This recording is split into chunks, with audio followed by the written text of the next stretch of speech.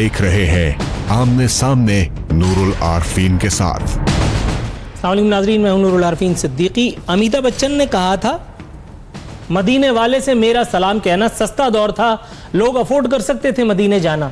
ताहम उस वक्त किसी के वहमो गुमान में भी न था कि पाकिस्तान में एक ऐसी सरकार भी आएगी जो मदीना मदीना, अच्छा मदीना, मीठा मदीना, प्यारा मदीना करके लोगों को लूट लेगी।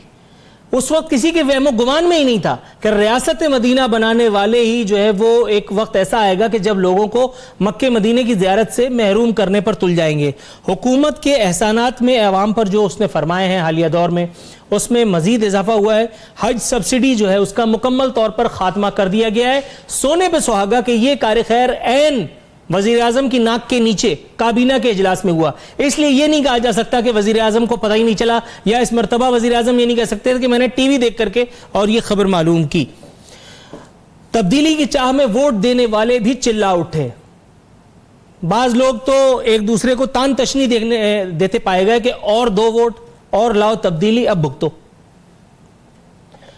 एक मौसूफ कह रहे हैं जिनको मैंने अपनी टैगलाइन में भी शामिल कर लिया, जमात इस्लामी के मुश्ताक साहब। उन्होंने कहा कि वजीर आजम की मौजूदगी में हुज्जाज पर ड्रोन हमलों की मंजूरी दे दी गई।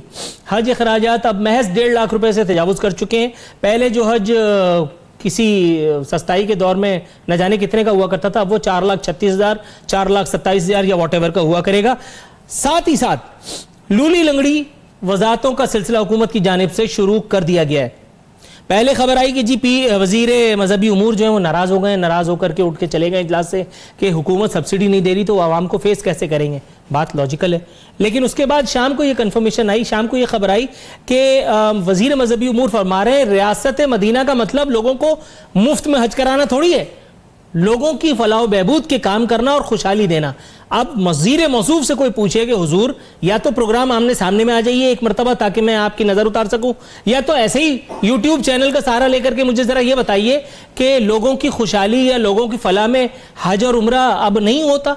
ये कौन सी ज़ियारत है, ये कौन सी इबादत है, ये कौन सी हुकूमत है। अली मोहम्मद खान साहब जो कल तक कहा करते थे कि मकतूल का खून अगर रियासत उसको ट्रेस नहीं करती है, हल नहीं करती उस मुअम्मे को, तो रियासत के गले पे होता है। दावड़ साहब का कत्ल हुआ, ख्वाब गफलत में रहे। उसके बाद मौलाना समीउल हक का कत्ल हुआ, ऐन गैन हो गए, तहे जमीन चले गए। मेरा ख्याल है आज अचानक जमीन की तह फाड़ करके अमिताभ बच्चन की तरह एक मरतबा वारिद हुए और फरमा रहे हैं कि हज खराजात हमारे कंट्रोल में नहीं। हुजूर आप लोगों के कंट्रोल में तो आपकी जुबानें भी नहीं है। कम से कम यही काम कर लेते कि इस पे तासुफ का इजहार करते ताकि मुझे गला फाड़ फाड़ करके आपकी नजर नहीं उतारनी पड़ती। रियासत मदीना दिखा बनाने का सही मानों में अज़्म एक मरतबा फिर अली मोहम्मद खान साहब ने दोहराया है। आज के पैनलिस्ट हैं, मैं तारुफ कराते चलूँ, मेरे साथ मौजूद हैं कराची में मोहतरमा शाहिदा रहमानी साहब हमारे साथ मौजूद होंगी। स्टूडियोज़ में मेरे साथ मौजूद हैं मोहतरम खेलदास साहब और सादिया सुहेल साहिबा। उनके सब्र को, उनके ज़ब्त को, उनके तहम्मुल को आजमाएंगे। लाहौर से हमारे साथ हैं। तमाम मुअज़्ज़िज़ मेहमानों का अपने शो में खुशामदीद कहता हूँ। साथ ही साथ सबसे पहले मैम हस्ब दस्तूर सादिया सुहेल साहिबा आपकी तरफ आऊँगा। प्लीज़ आप ज़रा कुछ कहिए। मैंने जो इतना लंबा इंट्रो दिया, इतनी लंबी तमहीद बांधी, इसमें हुब्बे अली के बजाय ज़रा बुग़्ज़े मुआविया तलाश करने की कोशिश कीजिए ताकि पता चले कि हुकूमत की रिप्रेजेंटेशन हो रही है। अच्छा जी, अस्सलाम वालेकुम। नूर, आपका एक तो मुझे अंदाज़े बयान इंतहाई पसंद है, इतने अच्छे अल्फाज का इस्तेमाल करते हैं और उर्दू जहाँ आजकल बिल्कुल ख़त्म नज़र आ रही है वहाँ मैं आपकी उर्दू सुन के बड़ा खुश होती हूँ। बाकी बातें तो बाद में, पहले मैं आपके लहजे की और उर्दू की तारीफ़ कर लूँ। जहाँ तक बात है हज पर जो सब्सिडी कम हुई और 1 लाख इजाफा हुआ, ये इसमें कोई शक नहीं कि लोगों के लिए ये तकलीफ़ दह इजाफा है। और लेकिन ना मैं किसी भी ऐसे फैसले को मैं कभी भी आंखें बंद करके, मैं उनमें से नहीं हूँ जो तकलीद करते हैं। या जहाँ तक बात है हज की, हज एक ऐसा इस्लामी रुकन है कि जिसको साहिब इस्तात लोग अदा, अगर जिसकी इस्तात हो माली तौर पे वो इतना मजबूत हो कि हज का फरीज़ा अदा कर सके, उस पे फ़र्ज़ होती है। नंबर 1, ये हमें माइंड में पूरी गुफ्तगू में ये बात अपने मद्देनज़र रखनी होगी। ख्वाहिश तो हर मुसलमान की है कि वो जिए मदीना में, मरे मक्का में, इसमें तो कोई दूसरी राय नहीं है। बीइंग अ मुस्लिम हम सब चाहते हैं कि हम हज भी करें और उम्रे भी करें। इससे मौजूदा सूरत हाल में जब देखिए जैसे इबादत फ़र्ज़ है और उनके दर्जात हैं, जैसे नमाज को अवलीन नंबर 1 पे है, कल पहले तो तैयबा इस्लाम कबूल करना, इस्लाम के कॉन्सेप्ट को कलमा पढ़ना, फिर नमाज, उसी तरह बतदरीज जो इबादत फ़र्ज़ की गई हैं उनमें मुख्तलिफ शराइत रखी गई हैं। अब अगर हम हज को देखें, हज के लिए उस पे फ़र्ज़ है जो साहिब इस्तिताअत है, ये बात हो गई। अब ख्वाहिश तो हर एक की है, लेकिन इस टाइम हमारा मुल्क और हमारे आवाम जहाँ पे साफ़ पीने का पानी मैसर नहीं है, लोगों को भूख, इस हद तक बुरे हालात में हमें ये मुल्क मिला है जहाँ खाने पीने के लाले पड़े हुए हैं, लोग भूख से दो चार हैं, मरीज़ों को दवाइयाँ नहीं मिल रही, वहाँ तमाम ऐसे सिनेरियो में हम हज पे हज करें, ज़रूर अच्छी बात है अगर इस्तिताअत है तो। हमें जहाँ डिफरेंट जगहों से काटना पड़ रहा है, सब्सिडी निकालनी पड़ रही है, वहाँ ये भी एक उसी सिलसिले की कड़ी है। मैम एक बात ईमानदारी की बात यह है कि मैं जब कभी भी जिंदगी में जब कभी भी मैं बेबस हुआ हूं, मैं अपने इखलाक के हाथों हुआ हूं, और मुझे लूटने का आसान तरीका यह है कि कोई प्यार से मेरी ठोड़ी पे हाथ लगा के कहे भाई नहीं हो। आपने जो मेरी तारीफ फरमाई ना, उसके बाद मैं ची मची हो रहा हूं, मुझे समझ में नहीं आ रहा मैं क्या करूं, लेकिन यहाँ मजबूरी है कि बस मैं आपको इंटरप्ट करने की कोशिश करूंगा। मैम शाहिदा रहमानी साहिबा, आपने देख लिया कि हज चूंकि एक साहिब इस्तिताअत मुसलमान पर फ़र्ज़ है, इसलिए इखलाकन हमने उसके पाँव के नीचे से ज़मीन भी निकाल ली और उसे कहा जाओ बच्चे अब न मक्का न मदीना, यहीं बैठ करके करते रहो टाई टाई। आपके ख्याल में ये जो हातिम ताई की खबर पर आखिरी लात रसीद की है, इसको किस अंदाज में नजराना अकीदत पेश करना चाहेंगे आप? बहुत शुक्रिया आरफिन। देखिए, सबसे पहली चीज़ ये हकीकत है कि हज साहिब इस्तिताअत पर फ़र्ज़ है, लेकिन 2 लाख 3 लाख रुपए भी साहिब इस्तिताअत जो मिडिल क्लास तबका है वो जमा करता है, तो उसके पास वो पूरी फैमिली हज करने जाता है। लेकिन आपने ये तावील देना कि जी उसके ऊपर आप बढ़ाते जाएं, यानी आप सब्सिडी ख़त्म कर दें। अगर शुगर मिल्स है तो आप उनको दे रहे हैं। आपने करतारपुर बॉर्डर अगर खोला तो इसलिए खोला कि वो सिखों, एक मिनट मेरी बात सुनिए, अगर इसको ठीक कर लें ताकि बात समझने में आसानी हो। मैडम सादिया की आवाज जरा बेहतर कर बॉर्डर इसलिए खोला गया आरफिन, करतारपुर का बॉर्डर इसलिए खोला कि खुद पीएम साहब ने कहा कि वहां से जो सिख यात्री हैं वो अपनी इबादत गाहों को मक्का मदीना समझ के आते हैं, इसलिए हमने उनको रिलीफ दिया ताकि कम से कम अखराजात में वो पहुंचे और अपनी इबादत करें। अब हमारा हर मुसलमान का बिल्कुल एक ये है कि हम किसी ना किसी तरह, चाहे गरीब है तो जैसे भी, और ये भी एक रिवायत है, हिकायत है कि अगर कोई हज कर लेता और दूसरे किसी गरीब को कराता तो उसको वही सवाब मिलता है। लेकिन आप ये बताएं कि जब अखराजात, यानी सबसे पहले आपने भैंसें बेची, गायें बेची, फिर आपने गाड़ियां बेची, फिर आपने अखराजात कम कर दिया, आपने कहा जी प्रोटोकॉल खत्म कर दिया, उसके बाद आपने महंगाई शुरू की, आपने पेट्रोल, गैस, बिजली, हत्ता के दवाइयों पे भी आपने महंगाई कर दिया। आप कह रहे हैं कि जी हमें मुल्क इस हालत में मिला। जब 2008 में हमें इख्तिदार मिला तो उसका खजाना खाली था, लोग मिनिस्टर बनने को तैयार नहीं थे, और हमने उस खजाने के अंदर आपको लेजिस्लेशन भी करके दिखाई, इस्लाहात भी करके दिखाई, हमने तमाम वो काम किया। दहशतगर्दी की जंग से भी नबर्द आजमाते, तूफानों से, सैलाबों से भी नबर्द आजमाते, लेकिन ये हाल नहीं हुआ था जो आज रुपीस का है, मईशत का है, डॉलर्स का है। ये सारी चीजें करने के बावजूद फिर आज आखिरकार एक बचा था हज।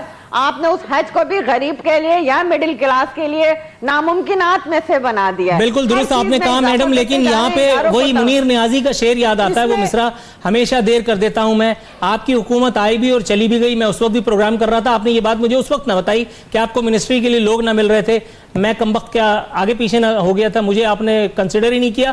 मैम आपसे तवक्कुफ की दरखास्त करते हुए ब्रेक पर जरा सा पाँव रखिएगा मैडम, मैं जरा खेलदास साहब के पास से आ जाऊं। आज प्रोग्राम में उनको शामिल करने का एक खास मकसद है, जरा एहतमाम के साथ उनकी गुफ्तगू सुनिएगा। लोगों को लग रहा होगा खेलदास साहब कि आज मुझसे गलती हुई है कि मैंने आपको इन्वाइट किया, ताहम आज मैं उसका उहदा मैं खोल देता हूं। मुझे पहले सर ये बताइएगा, यहाँ लोग मक्का मदीना जाते हैं, वहाँ हमारी हिंदू बरादरी तीर्थ यात्रा पे जो फिल्मों में दिखाते हैं, अजय देवगन जाता हुआ नजर आया था मुझे एक दफा, तो अब मुझे नहीं पता कि क्या मामला है, लेकिन इबादत तो इबादत है, मजहबी इबादत जो है। आपके ख्याल में हिंदुस्तान का मुसलमान जो है, अगर आज भी एक हिंदू मुल्क में, एक सेक्युलर नाम नेहाद मुल्क में एक हिंदू गवर्नमेंट उसको हज पर सब्सिडी देती है, वहां जाकर उसको ठगा उस तरह से नहीं जाता, उसको उस तरह से जलील और रुस्वा नहीं किया जाता जिस तरह से ग्रीन पासपोर्ट वालों को किया जाता है। तो आप मतलब आप समझ रहे होंगे मैं क्या चाह रहा हूं आपसे। देखिए, मैं आज एक टीवी चैनल पे था, वहाँ पीपल्स पार्टी के दोस्त थे डॉक्टर करीम ख्वाजा, मुझे तो नहीं पता था, उन्होंने मुझे कहा कि मैं जब हज पे गया तो मुझे पानी की ज़रूरत थी, तो बराबर में एक बंदा खड़ा था, वो मुसलमान था इंडिया का। उससे मैंने पूछा कि आपका कितना खर्चा है, तो उन्होंने कहा कि मुझे सब्सिडी इंडियन भारत की गवर्नमेंट ने दी है। तो वही डिस्कशन हो रही थी कि देखो, जो जिस मुल्क के लिए ज़ाहिर है हमारे तहफ़्फ़ुज़ात हैं, वो एक ज़ालिम भी है, कश्मीर पे जुल्म कर रहा है, हर चीज़ हम पाकिस्तानी हैं, मोहब्बत हैं, उनसे हमारे लाख इख्तिलाफ है। वो जब अपने शहरी को ये सब्सिडी दे रहा है, ये जो मदीना की रियासत इन्होंने बनाने जा रहे हैं, उनमें इन्होंने ये अजाब भी अब ये इन पे गिरेगा। ये नहीं कि ये हज किसी का रोक देंगे, किसी का फरीज़े में ये रुकावट बनेंगे। तो मैं समझता हूँ इमरान खान की गवर्नमेंट पे इसका अजाब नाजिल होगा और जल्दी होगा, और इससे जान छूटेगी कौम की, क्यों ऐसे काम करने जा रहे हैं। आपने महंगाई कर दी, बिजली की कीमत बढ़ा दी, लोगों ने बर्दाश्त कर लिया। आपने गैस डबल कर दी, लोगों ने बर्दाश्त कर लिया। आपने दवाएं आपने काश्तकारों के खाद और सारी चीज़ें महंगी कर दी, लोगों ने बर्दाश्त कर लिया। यार ये एक आप जो एक मतलब ये कारोबार नहीं है, हज हुकूमत के लिए कारोबार नहीं है, खिदमत है। ये कोई भी हुकूमत है, ये फलाई रियासत कहते हैं, उसमें हुकूमत को सब्सिडी देनी चाहिए। 500 अरब है ना, कितनी रकम है? ये अलीमा खान से और इनके जो नेब में लोग हैं उनसे लेके यही पूरा कर दें, क्यों नहीं करेंगे? इमरान खान साहब ये क्या फैसला करें? पहले तो वो आपने इंट्रो में बता दिया, वरना उसको टीवी से पता चलता। यार ये अजाब इन पे गिरेगा। और मैं एक हिंदू हूँ, मैं समझता हूँ, मेरे एक जानने वाले वो अपने जो बिजनेसमैन है वो मुसलमानों को मदद करता था, आप हज पे जाए। ये कैसी हुकूमत है? ये कैसी हुकूमत है? ये अपने शहरों के साथ क्या कर रही है? इस कौम के साथ क्या मजाक कर रही है? मैं समझता हूँ इसका नतीजा जल्दी इनको मिलेगा। मोहतरमा सादिया सोहेल साहिबा, आपके पास महज 30 सेकंड है, अगर आप रिस्पॉन्ड करें। मैम मुझे क्विक ब्रेक लेना, 30 सेकंड। जी मुझे ये बताइए कि हज का सबसे बड़ा स्कैंडल किसके दौरे हुकूमत में आया? और जिस इंडिया की आप मिसाल दे रहे हैं कि ये सब्सिडी देती है, जो कश्मीर में मुसलमानों की नस्लकुशी कर रही है, हम मजम्मत करते हैं, हम इंडिया की मजम्मत करते हैं। इस्लाम में ये कहीं नहीं है कि लोगों के मुंह से नवाला छीन के आप हज करते रहे। लोगों के इस्लाम में सबसे पहले ये है कि लोगों के मुंह में नवाला दीजिए। नहीं तो ये तशरीह उलमा काम करेंगे या हुकूमत वक्त हुक्मरान करेंगे? ये तशरीह भी आप करेंगे, आप उलमा को बैठाएं, वो ये तशरीह करे ना। ये आप क्या करने जा रहे हैं? दे रही है। दुरुस्त है। Got your point ma'am. Unfortunately मुझे यहाँ एक ब्रेक लेने के लिए कहा जा रहा है, नाज़रीन यहाँ जाएंगे क्विक कमर्शियल ब्रेक पे। ब्रेक से वापस आएंगे तो कुछ और मौज़ूआत है जिनका अहाता करेंगे।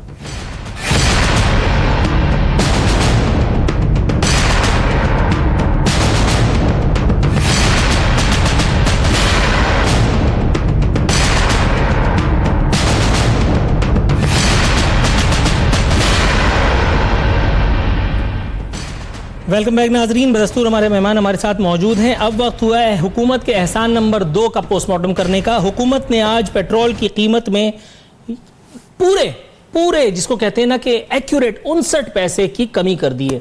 इसके बाद हातिम ताई जो है वो अपनी कब्र में कुछ मजीद तड़पा। उसने एक मरतबा फिर ठंडी आ ली और फिर अल्लाह को प्यारा हो गया। पूछना यह था कि इतनी जबरदस्त ऑफर जो हुकूमत ने दी है, इसके पीछे वो कौन से आला, कौन से जरखेज तरीन दिमाग हैं जो हुकूमत से प्रोडक्शन की जुबान में इस किस्म के फंड कमिट करा रहे हैं। एक फेसबुक पे मैंने पढ़ा, वो बड़ा मुझे इंटरेस्टिंग लगा। छोटा सा एक कोट है, जरा मुलाहिजा कीजिए। महीने में रोज 1 लीटर के हिसाब से 17 रुपए 70 पैसे की बचत है ना। सुपर डुपर ऑफर से फायदा उठाने के लिए फौरन करीबी पेट्रोल पंप पहुंचे, चाहे आपके पास पेट्रोल डलवाने के लिए कुछ भी ना हो। हासिदों को इस पोस्ट से दूर रखिए। अवाम जो है वो नई कीमतों को एंजॉय करने के लिए पूरी तरह तैयार हैं। मैडम सादिया सोहेल साहिबा, आपसे इल्तिमास है कि इस कार खैर की जस्टिफिकेशन इनायत फरमाकर मुझे और मेरी आने वाली 7 पुश्तों को शुक्रिया का मौका इनायत फरमाइए। मैं समझती हूँ कम को ज्यादा समझिए, शुक्र करे कमी तो आई। अभी तो आगाज है, आहिस्ता आहिस्ता चीज़ें बढ़ेंगी इंशाल्लाह, ज़्यादा भी कमी आएगी। थोड़ा सा सब्र, हौसला। जहाँ इतनी मसाइब थे वहाँ थोड़ी सी भी बेहतरी, ठंडी हवा का झोंका अच्छा लगता है। तो मेरे ख्याल में इसमें क्या तमीज़ दी जा सकती है या इसका क्या क्योंकि जिन्होंने ये फैसला किया सोच समझ के किया होगा, और थोड़ी बहुत कमी भी जो है उसको बहुत समझी है। और आइंदा इंशाअल्लाह अल्लाह ने चाहा एक बार मुल्क को अपने डगर पे आने दीजिए, चलने दीजिए, इन मसाइल से निपटने दीजिए। छोटी छोटी बातों को लेके अगर आप बैठ जाएंगे और उस पर इतने लंबे लंबे प्रोग्राम करेंगे और आवाम का दिल खराब करेंगे और टाइम जाया करेंगे तो कितने अफसोस की बात है। मैडम अब कितना बुरा लगेगा मैं बैठ करके यहाँ बिना का गीत माला गाऊं, तो बेहतर है कि मैं कोई काम की बात करूं ना अपने तौर पे, क्योंकि मैं जैसे ही कोई सियासी जमात अपोजिशन में आती है मैं उनको प्यारा हो जाता हूं, लेकिन जब वो इख्तिदार में होते हैं तो मैं उनको कांटे की तरह खटक रहा हूं। बहरहाल आपका जवाब तो मौसूल हुआ। मोहतरमा शाहिदा रहमानी साहिबा, वैसे मुझे बहुत अच्छा लगा, आपका रोल मुझे बड़ा अच्छा पसंद है कि आप किसी पार्टी की नुमाइंदगी नहीं करते, आप हुकूमत को कचहरे में खड़ा करते हैं और जवाब मांगते हैं, which is very good attitude. ऐसा होना चाहिए। जब तक लोग पूछेंगे नहीं, जवाब तलबी नहीं करेंगे, तब तक बेहतरी नहीं आती। अपोजिशन तनकीद बराए इस्लाह बहुत अच्छी बात होती है, इसको होना चाहिए। Thank you ma'am. अच्छा मैडम शाहिदा रहमानी साहिबा, ये मुझे बताइएगा, आज लोग बिलावजह तनकीद का निशाना बनाते रहते हैं कि हुकूमत ने कोई काम नहीं किया। मेरे सामने खबर मौजूद है, कोई अक्लमंद आदमी या कोई आंख का अंधा इसको झुटला नहीं सकता। अब आप देखिए हुकूमत ने कितना अहम काम किया है। गवर्नर सिंध का हर साल बिरयानी फेस्टिवल मुनक्किद करने का ऐलान, और ऊपर से आप ये देखिए मुर्तजा वहाब साहब की ज्यादती फरमा रहे हैं गवर्नर सिंध साजिशें बंद करके अपना आईनी किरदार अदा करें। बिरयानी फेस्टिवल में क्या मतलब है, कोई आईनी किरदार अदा नहीं कर रहे हैं। हर तरह की बिरयानी होगी, पुलाव होंगे, राइस एक्सपोर्टर्स का फायदा होगा। इमरान खान साहब और जो कंपनी है वो इसको भी जवाब बनाएंगे कि देखिए हमने FPCCI वालों की मुआवनत के लिए कितना जबरदस्त पोडियम फराहम किया। क्या कहेंगी? सबसे पहले तो आरफीन, आपने मुझे पहले अपनी आप तस्हीह करने नहीं दी। जो मैंने आपको कहा था कि जब हमारी हुकूमत आई खजाना बिल्कुल खाली था, और उस वक्त जब नून लीग के इसहाक डार साहब को दिया गया मिनिस्ट्री तो वो छोड़कर भाग गए, और आखिरकार पाकिस्तान पीपल्स पार्टी ने उसी में ना सिर्फ 5 साल पूरा किया बल्कि बरामदात का हदफ भी बढ़ाया, हमारी माईशत में बेहतरी आई। मैं ये कहना चाह रही थी, आपने मुझे बात करने दी। अब आ जाते हैं बिरयानी फेस्टिवल पर। तो आपको मालूम है कि ये हुकूमत, थोड़ी इनकी आवाज का मसला है, बात बार डबल आ रही है और वो क्लियर नहीं आ रही। जरा सही करवा दें भाई। जी मैम। आपको मालूम है आरफीन आपको मालूम है कि इनके पास 6 महीने के अंदर डिलीवर करने को तो कुछ नहीं मिला।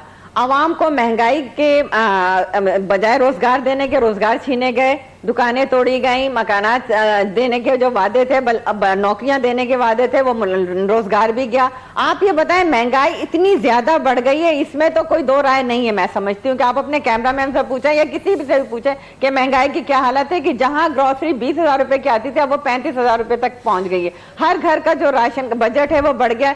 कितने लोगों की तनख्वाहों में इजाफा हुआ, यानी ये कोई काम नहीं कर सके तो वो इसी तरह की चीजें लाते हैं कि जो खबरों की जीनत बनेगी। जी बिरयानी फेस्टिवल, बिल्कुल सही कहा मुर्तजा वहाब ने। आईनी किरदार का मतलब है कि जो गवर्नर है वो सूबे का गवर्नर होता है, उसको चाहिए कि अगर सिंध के फॉर एग्जाम्पल सिंध के अंदर इस वक्त गैस की शॉर्टेज चल रही है, NFC अवार्ड की रकम नहीं मिल रही है, 91 अकॉर्ड के तहत पानी नहीं मिल रहा, वो तमाम मसाइल हैं जो सिंध के अवाम जिससे सफर कर रहे हैं या यहाँ जो मुश्किलात है, तो वो विफाक से जाकर वो चीजों मसाइल को हल कराए। Got your point ma'am, got your point. यहाँ मुझे खेलदास साहब के पास जाना पड़ेगा। मैडम सादिया, मैं आपके पास आता हूँ, प्लीज मुझे थोड़ा सा टाइम दीजिएगा। खेलदास साहब, आईनी तकाजा पूरा करने की ख्वाहिश है मोहतरमा शाहिदा रहमानी को, लेकिन सर आईनी तकाजे पूरा करने वाले भी तो इंसान होते हैं, क्या वो बिरयानी नहीं खा सकते? अब मिसाल के तौर पे अगर गवर्नर सिंध ने एक राइस एक्सपोर्टर्स को एक पोडियम देने के लिए एक कर्टिसी कॉल दी है, उन्होंने कहा कि ठीक है आप यहाँ करके और ये कर लिया कीजिए, तो इससे भी तो कौम को, मुल्क को वसीतर मफाद को मद्देनजर रखना चाहिए। आप हंस रहे हैं, मतलब सीरियस बात नहीं, असल में मेरी खुद की अपनी राइस मिल है, मतलब मेरे भाइयों की है। ले आपका चक्कर लगे तो ठीक है। असल में रीप जो राइस एक्सपोर्ट कारपोरेशन वाले हैं, इन्होंने इन गवर्नर साहब को इसलिए मदऊ किया था कि आप आए, हमारे मसाइल सुने, हमें चावल एक्सपोर्ट जो मसाइल हमें फेस करने पड़े, एक्सपोर्ट रुक गई है, जो भी मामला आते हैं उस पर आके हल करें। उन्होंने वो मसाइल उधर ही रहे, उन्होंने कहा चलो बिरयानी पका दे। तो मुझे इस पे हंसी आ रही है। ये गवर्नर सिंध जो है ना, कभी सदर ममलकत को सीढ़ियों पे बिठा के फ़ोटो खिंचवा के अपलोड कर देता है, कभी अपनी गाड़ी चालान करवाते अपनी फ़ोटो ले देता है। तो ये तो हमेशा खबरों में रहने का उसने एक वारदात बना ली है। तो ये भी मैं कहता हूँ खुदारा इस कौम से मजाक करना छोड़ें, इस मुल्क पे रहम करें, इस प्यारे पाकिस्तान पे पीटीआई वाले अल्लाह करे रहम करो। आप क्या आप कर रहे हैं इस मुल्क के लिए? आपने आपका मंशूर कहाँ है? आपकी 1 करोड़ नौकरियां कहाँ हैं? आपके 50 लाख घर कहाँ हैं? आपने ये कंटेनर पे बड़ी बड़े ऐसे छलांगे लगा देते थे, इमरान उधर गिरता आता था, आरिफ अली इधर गिर जाते थे, कहां पे चले गए ये यार? ये आपकी बातें कहां गई? कौम आपसे रिलीफ का देख रही है, आंखें लगा के बैठी हुई है। आप लोगों के साथ क्या कर रहे हैं? आप फोटो सेशन के चक्कर में कभी घर लेके चले जाते हैं, कभी मोटरसाइकिल पे बैठ के चले जाते हैं। ये फोटो सेशन करना छोड़ें, हुकूमत करना। ये आप किस चीज की तनख्वाह ले रहे हैं? आप हज का जो रिलीफ उसमें सब्सिडी नहीं दे रहे हैं। आप गवर्नर हाउस आपने कहा था हम बंद करेंगे, वो खर्चे उस पर लगाए। आपने कहा सदर ममलकत खर्चा नहीं करेगा, वो खर्चा उधर लगाए। आप वो अपने ऐशो आराम, आप अपनी मीटिंगें, पीटीआई की मीटिंगें हो रही है, गवर्नर हाउस में सूबे सिंध के खिलाफ साजिशें हो रही है। यही गवर्नर हाउस सिंध के मुफादात के लिए वहाँ जमहूरी हुकूमत के खिलाफ ये आए दिन इनकी मीटिंगें होती है, वहाँ बिरयानी खा रहे होते हैं। ये क्या कर रहा है गवर्नर सिंध? मैं इसको कहता हूँ रहम करो। यहाँ वक्त हुआ है प्रोग्राम में एक मुख्तसर सी कमर्शियल ब्रेक पे जाने का, लेकिन इस बात से ये बात सामने आई है कि बिरयानी सेहत के लिए नुकसानदेह मुज़िर भी हो सकती है, बल्कि सेहत क्या, यहाँ तो जो बातें हो रही हैं उससे मुझे लग रहा है कि ये बिरयानी जो है ये जमहूरियत के लिए कहीं मुज़िर ना हो जाए। नाजरीन, एक मुख्तसर सा कमर्शियल ब्रेक और फिर वाइंड अप की तरफ जाएंगे।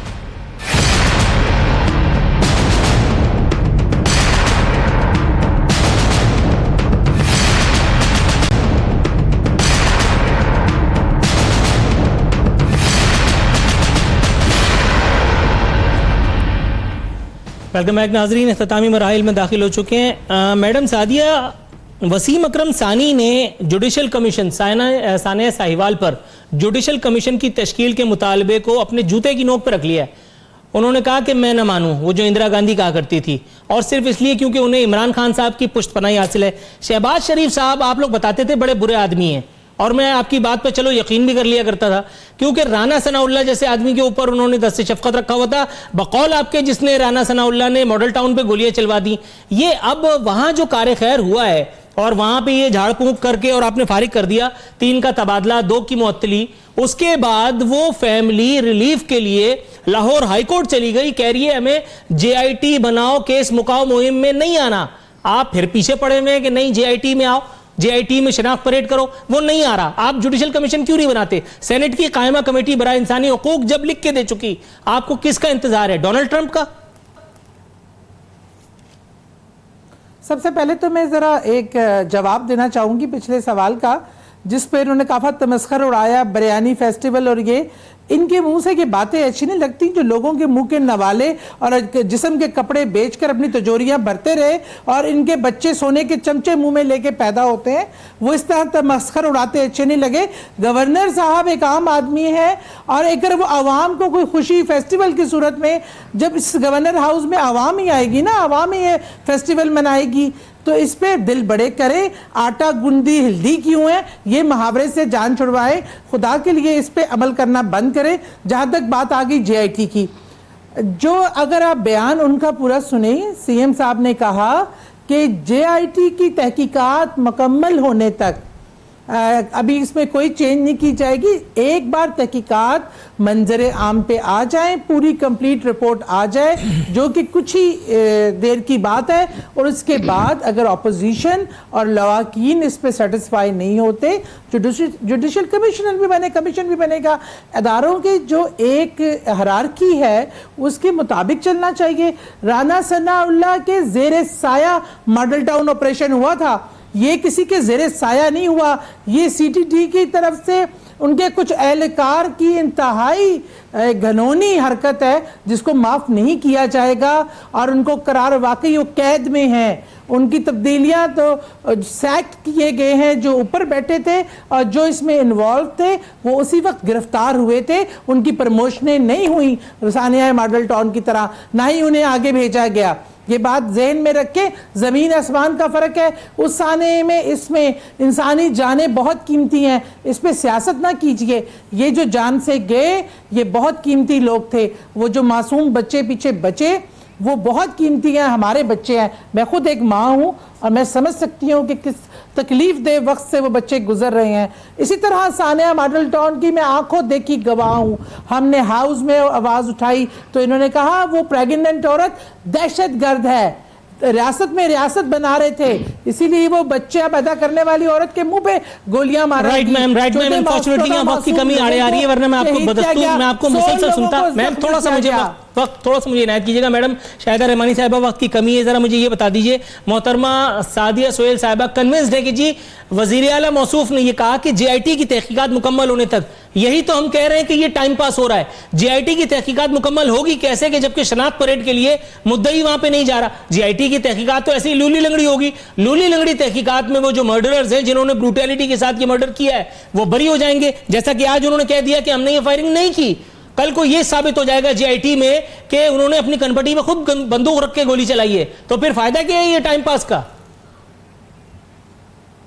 देखिए आरफीन, सानिया साहिवाल बदतरीन जुल्म बर्बरियत का एक वाक़या है और मैं ये समझती हूँ कि इसके अंदर जिस वक्त नामालूम अफराद के खिलाफ FIR काटी गई, ये मुकदमा उसी वक्त कमज़ोर हो चुका था। अब कैसी JIT? मैं समझती हूँ कि जुडिशल कमीशन का क़याम फ़ौरन अमल में आना चाहिए। कल तक जब ये हुकूमत में थे, अगर यही चीज़ हम सिंध में होती या कहीं जहाँ ये अपोजिशन में होते और ये वाक़या होता तो ये तूफ़ान सर पर उठाते। यही अली मोहम्मद खान, यही शहरयार आफरीदी कुरानी आयात पढ़ पढ़ के खिलाफत राशिदा हजरत उमर फारूक रज़ी अल्लाह ताला अन्हा के दौर का वाक़या बताया करते थे कि दजला फरात के किनारे अगर बकरी का बच्चा भी भूखा मर जाता है तो उसका भी जो अजाब है वो भी हुकूमत वक्त के तहत के सर पे आता है। आज इतना बड़ा वाक़या हो गया, ये उससे अपने आप को बरी जिम्मा करार दे के इदारों पर डाल रहे, फिर वो भी नामालूम अफराद के खिलाफ FIR काटी गई। मुद्दई जो है उनकी फैमिलीज जो है वो जिनको जितना थ्रेट है, उनके वकला को थ्रेट है, वो सारी चीजें हमारे सामने आ रही हैं। उसके बावजूद जो है उससे आंखें चुराना और कहना कि जी करार वाकई सजा, ये लफाजी के हद तक तो हो सकता है। Right ma'am, got your point, लफाजी है। मैडम मुझे बस वाइंड अप की तरफ जाना है। मोहतरम खेलदास साहब, सर ये मुझे बताइएगा, JIT खेल रहे हैं, बहुत सारी JIT बनी, आज तक कभी किसी का कुछ भी नहीं हुआ, तहकीकात चलती रही, उसके बाद फिर मामला एनगैन हो जाता है। यहाँ मुल्क का साबिक वजीर आजम, उसको इलाज मुआवजे की सहूलतों के हवाले से आप लोगों ने बड़ा हाहाकार मचाई भी है। सर वहाँ इतने सारे बच्चे चले गए, वो औरत चली गई अपने बच्चे को बचाती हुई, उसका कुछ नहीं हुआ। वजीर आजम मौसूफ वो तो साबिक हो गए, उनको कौन पूछेगा? देखें, पहली बात तो ये JIT जो उन्होंने वर्षा ने उन पर बदएतमाद की, वो इसलिए किए कि उसी JIT में वही कातिल बैठे हुए पुलिस वाले जो ये करना चाह रहे हैं, तो वो क्यों उसको क्या उनको इंसाफ मिलेगा? इसके अलावा देखो, ये हुकूमत जिस तरह उस वाक़े पे सियासत खुद कर रही है, हम बात करते हैं, शहबाज शरीफ असेंबली में बात करते हैं, इनको तकलीफ होती है।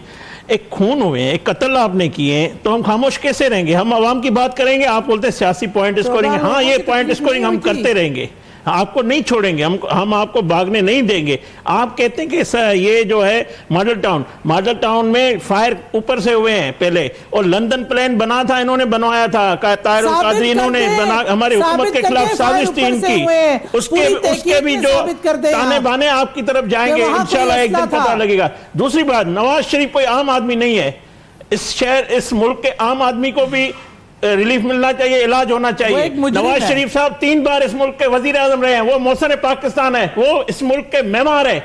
उसके साथ ये PTI की जो फिरौन बैठे हुए आज के हुक्मरान, वो जिस तरह वो रवैया रखा हुआ है, जिस तरह इलाज नहीं हो रहा है, ये उसका हक है, बुनियादी हक है। मैं कहता हूं नवाज शरीफ साहब जैसा लीडर इस मुल्क को नहीं मिलेगा, ये कौम पछताएगी। और ये इमरान खान जो ये कह रहा है कि हम इनको इस तरह रास्तों से हटा देंगे, नवाज शरीफ एक नजरे का नाम है, उसको आप हटा नहीं सकते, और उसका इलाज होना चाहिए, बेहतर इलाज होना चाहिए। हर शहरी का हक है, हर कैदी का हक है, और लंदन में उसका इलाज होना चाहिए, क्योंकि उसका डॉक्टर, उसका केस आपको पता है, हार्ट सर्जरी हुई है, उनके पेचीदगी है, उसकी बीमारी। PTI को महंगा पड़ेगा सौदा, ये महंगा सौदा पड़ेगा आपको। नाज़रीन, इसी के साथ वक्त हुआ प्रोग्राम को वाइंड अप करने का। अपने तमाम मुअज़्ज़िज़ मेहमानों की आमद का मैं इंतहाई मशकूर हूँ कि उन्होंने हमारे प्रोग्राम के लिए वक्त निकाला। इसी के साथ हमारे प्रोग्राम का वक्त खत्म होता है। अगले हफ्ते तक के लिए नूरुल आरफीन सिद्दीकी और आमने सामने की टीम को इजाज़त दीजिए। फ़ी अमान अल्लाह।